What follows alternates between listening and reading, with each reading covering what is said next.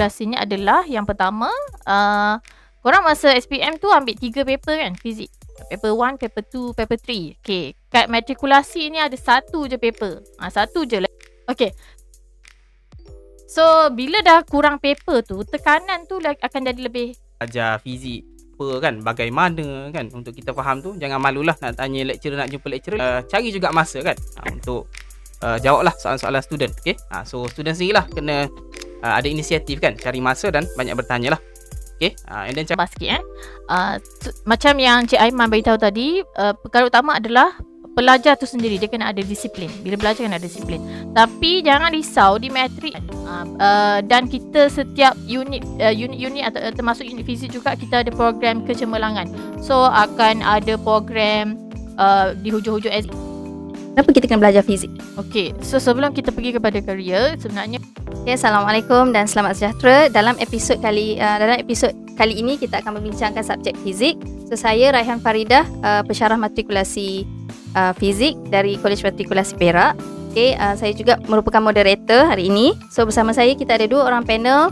Panel yang pertama Encik Aiman dan juga panel yang kedua kita ada Puan Umi Atiyah. Okay, mereka berdua juga merupakan pensyarah fizik matrikulasi. Okay, alright. So soalan yang pertama nak tanya, fizik di matrikulasi ni sama tak dengan fizik semasa pelajar di SPM dulu? Okay, apa beza yang paling utama yang pelajar perlu bersedia? Okay, dekat sekolah kita panggil subjek tu fizik kan. Dekat matrik pun samalah, nama subjeknya adalah fizik. Jadinya mestilah ada banyak persamaan lah, okay, antara fizik matrik dan sekolah. Cumanya kita tak boleh lah nak expect dia punya tahap kesukaran dia samalah, okay. Sebab bila kita pergi ke peringkat yang lebih tinggi, jadi aras kesukaran pun akan meningkat lah, okay, sesuai dengan peningkatan intelektual kan, peningkatan kematangan para pelajar. Okay, jadi yang sedikit lah saya ambil topik yang sama lah, okay, antara sekolah dengan matrik. Jadi kita ada basic and derived quantity kan, dekat sekolah. Dekat matrik pun samalah, kita akan start dulu topik 1 kita dengan kuantiti asas dan terbitan fizik lah. Okay, then kita ada lagi persamaan dia dekat topik linear motion kan, pergerakan pada garis lurus.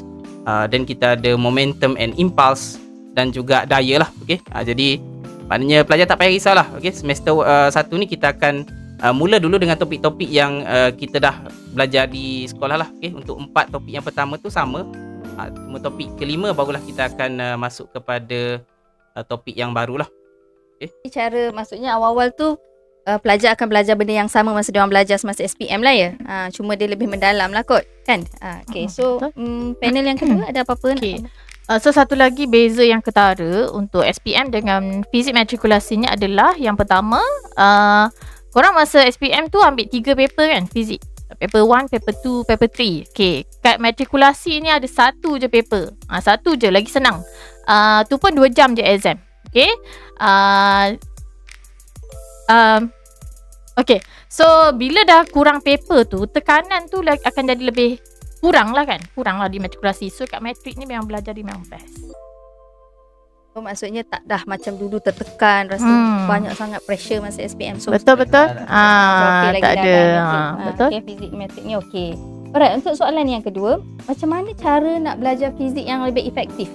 Ada tak cara atau tips belajar fizik dengan lebih berkesan ke? Okey, untuk tips ni ialah mungkin pelajar pun dah tahu sebenarnya kan, sebab dah pernah belajar fizik. Okey, cuma bagi saya sendirilah, okey, mengikut pengalaman saya lah sebagai pensyarah. Okey, fizik ni dia subjek yang kita kena faham, okey. Kena cuba faham, kita jangan hafal. Tak boleh hafal lah. Okey, kena sentiasa bertanya lah, kenapa kan, bagaimana kan, untuk kita faham tu. Jangan malulah nak tanya lecturer, nak jumpa lecturer. Lecturer matrik ni semua sporting kan. Dia memang tak akan tolak lah bila student tanya soalan kan. Dia akan cari juga masa kan untuk jawablah soalan-soalan student. Okay? So student sendirilah kena ada inisiatif kan, cari masa dan banyak bertanya lah. Okay? And then cara belajar yang kedua, saya rasa pelajar kena banyak ataupun kena tinggi daya imajinasi. Okay? Sebab fizik ni dia ialah apa, dia kita cuba nak jelaskan apa yang berlaku pada apa objek yang ada dalam persekitaran kita lah. Okay? Maknanya kenapa dia bergerak kan, kenapa objek ni behave macam itu, macam ini kan. Okey, jadi maknanya untuk kita buat fizik ni kita kena kena imagine lah situasi tu, dan seterusnya kita kena lukis lah. Okay? Kita kena terjemahkan apa yang kita imagine tu dekat kertas lah. Okay? And then apa lagi pun pelajar juga dia orang boleh access dekat YouTube. Banyak je kan yang animasi-animasi untuk memudahkan lagi pelajar nak belajar sebenarnya. Yalah, sekarang dah senang lah. Okay? Kita just Google je kan. Memang dah ada lah semua video kan yang boleh bantu kita lah untuk visualize kan. Okay? And then saya rasa yang paling penting lah, okay? The most important method lah dalam fizik tu of course adalah practice lah. Okay? Sebab fizik ni ialah subjek yang boleh kata semua soalan adalah melibatkan problem solving lah. Okay? Kita kena solve masalah. Okay? Jadinya masalah ni dia tak akan selesai lah kalau tak ada tindakan kan. Kalau kita just duduk baca kan, tak buat apa-apa, so masalah tu tak akan solve kan. Jadi kita kena yalah banyak buat praktis lah, kena buat banyak latihan kan. So senang cerita, siapa yang rajin dia akan dapat lah. Okay? Kena rajin je, itu je. Okay? Tambah sikit macam yang Cik Aiman beritahu tadi, perkara utama adalah pelajar tu sendiri, dia kena ada disiplin. Bila belajar kena ada disiplin. Tapi jangan risau, di matrik ni kita ada pensyarah-pensyarah yang sangat committed. So kalau ada masalah je terus jumpa pensyarah, tanya soalan. Dan kita setiap unit atau termasuk unit fizik juga kita ada program kecemerlangan. So akan ada program di hujung-hujung exam akan ada bengkel kan. So nanti kalau consultation pun akan ada. So jangan risau dari sudut tu. Kami sangat committed untuk bagi korang faham dan dapat A fizik. Okay, insyaAllah macam tu kan. Right, betul. Jadi semuanya bergantung pada pelajar. Pelajar ni kalau nak dia perlu usaha lah. Betul tak? Dia kena usaha. Dia sendiri kena ada usaha nak datang nak jumpa. Macam kita belajar dulu. Macam mana dulu kita belajar SPM, kita datang jumpa cikgu. Macam tu lah, sama. Kaedah yang sama. Yang penting rajin dan ada effort. Okay. Alright, seterusnya kita pergi pada soalan yang seterusnya. Fizik ni penting tak? Penting ke untuk kerjaya future career? Okay, boleh bagi contoh tak career yang berkait dengan fizik? Kenapa kita kena belajar fizik? Okay, so sebelum kita pergi kepada career, sebenarnya fizik ni sendiri satu subjek yang menjadi basic lah untuk kebanyakan course di degree course di universiti. Okay, dan dari segi career pula, kalau ikutkan perkembangan zaman sekarang ni, banyak AI, robotik semua tu kan. Itu sebenarnya basic dia memanglah selain sains komputer, fizik tu. Sebab contoh kalau robotik dia kena ada elektronik kan dalam tu. So itu memang sangat berkait dapat dengan fizik. So itu antara kejaya yang maksudnya kejaya yang luas lah untuk masa hadapan, yang dijangkakan akan dia punya permintaan tinggi kan untuk masa hadapan. So selain tu, contoh kalau dari segi pendidikan, cikgu fizik lah. Dari segi kesihatan, bidang kesihatan, kita ada course contoh macam medical physicist kan. So itu semua perlukan fizik lah dalam untuk kejaya tersebut lah. Okay? Sebab apa? Sebab melalui subjek fizik ni sebenarnya dia banyak mengetengahkan konsep kan. So student ataupun kita akan terdedah kepada contoh critical thinking, problem solving. So benda-benda ni sebenarnya menjadikan pelajar ke arah kejaya yang, maksudnya yang menjanjikan kejaya yang bagus lah. Dia akan bila dia dengan kejaya tu, dia akan bawa kejaya tu dengan baik. Macam tu. Maksudnya fizik ni bukan untuk jadi engineer je lah. Bukan, kalau tak semestinya. Maksudnya nak jadi doktor pun boleh je, tak salah ambil fizik. Betul. Tak banyak je peluang pekerjaan dalam. Maksudnya kalau ambil fizik ni banyak je peluang pekerjaan dia. And even ada yang macam course medical yang saya tahu, dia memang nak asas, maksudnya first year dia mesti subjek fizik tu menjadi subjek basic. Dia kena ambil exam tu. Dia penting. Penting lah. Alright, okay. So untuk seterusnya, okay.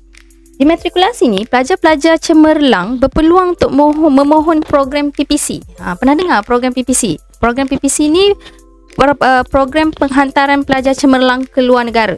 Okay, so boleh tak Cik Aiman kongsikan sedikit tentang program ni dan bagaimana ia membuka peluang untuk menjadi pensyarah di matrikulasi?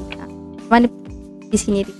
Okey, so sebenarnya untuk pengetahuan pelajar-pelajar barulah. Okey, so saya sendiri kan, moderator kita kan, Cik Raihan kan, dan juga panel kedua kita Cik Umi, semuanya adalah pelajar PPC. Okay. So macam saya sendiri dulu, saya rezeki saya lah, okay. Alhamdulillah boleh sambung belajar di Australia kan. Cik Umi dekat mana dulu? UK, Birmingham. Dan Cik Raihan? Saya pun UK juga, Sheffield. Okay. So untuk pelajar-pelajar cemerlang di matrikulasi, okay, dan berminat lah, of course lah, okay, kena ada minat. Siapa yang cemerlang dan berminat untuk jadi pensyarah kan, terutamanya dalam bidang-bidang STEM lah, okay, macam fizik, kimia kan, biologi, sains komputer, matematik, okay, ada peluang lah, okay, untuk pelajar-pelajar ini melanjutkan pengajian lah, okay, ke luar negara dengan tajaan lah, okay, tajaan bahagian matrikulasi lah, dapat beasiswa lah, okay.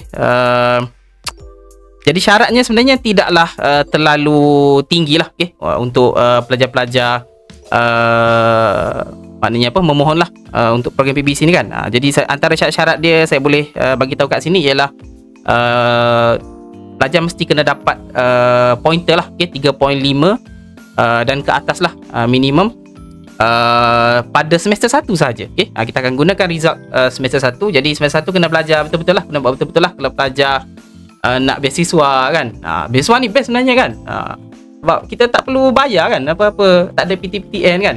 Bila kerja tu maknanya semua gaji kita tu kita boleh guna untuk diri kita lah, okay. Tak perlu guna untuk bayar loan belajar dulu kan, okay. Jadi itu yang best. Dan of course dapat allowance lah, okay. Bila pergi, saya dulu saya rasa sebulan tu saya dapat dalam $1,200 kan.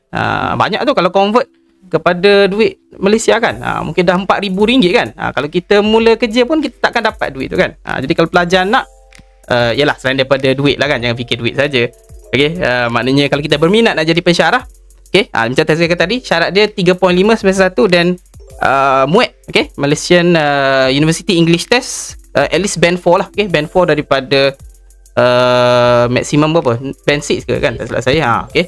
Jadi itu antara syarat utama dia lah, okay. Dan kita ada pilihan lah, maknanya mungkin boleh pergi Australia kan, ataupun New Zealand, ataupun UK lah, okay. Selama 4 tahun lah. Jadi yalah, sambil pergi belajar boleh pergi jalan-jalan kan.